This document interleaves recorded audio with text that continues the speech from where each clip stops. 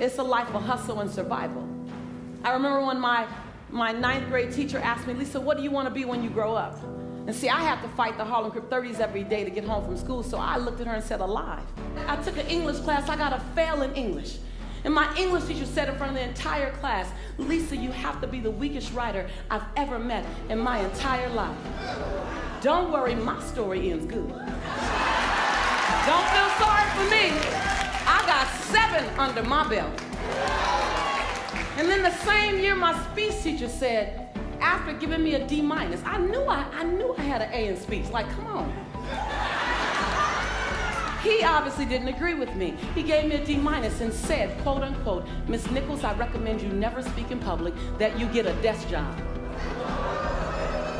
So here's the beauty of that story.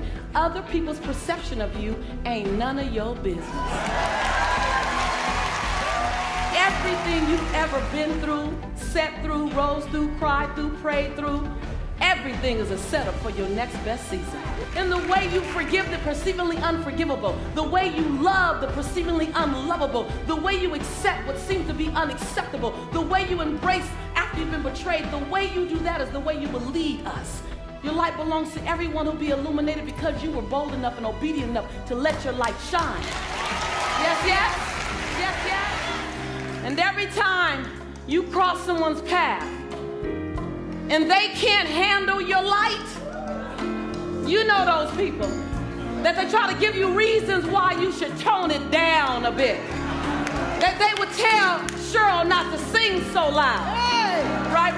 They would tell me to shut up in class. They tell you kind of strange. You know those people. Dream snatchers, vision busters. Don't be mad at them. They can only love you to the capacity in which they're able to love themselves. Don't be mad at them. Don't be mad at them. Pray for them. Love them. Because they're dealing with themselves like we're dealing with us. But I want you to remember that your 70 watts has to be turned way up. Because you got way more to give us. It ain't over yet. Don't put a period where God put a comma. And when you turn it up to 159 watts, you know, you keep turning it up. You stop dimming your light. You say, today is the first day of the rest of my life. You turn it up. You're going to find people that can't handle your light. And before today, you might have dimmed your light. You might have shrunk a little bit. You might have tempered it down a little bit. But after today, I want you to see this. After today, turn the lights up. After today, you don't dare dim your light. As your light gets brighter, you're going to disrupt some people. And they're going to tell you your light's too bright, your light's too bright, your light's too bright, your light's too bright. Then you just look at them and say, well, I'm not dimming my light. I'm just going to hand you some shades.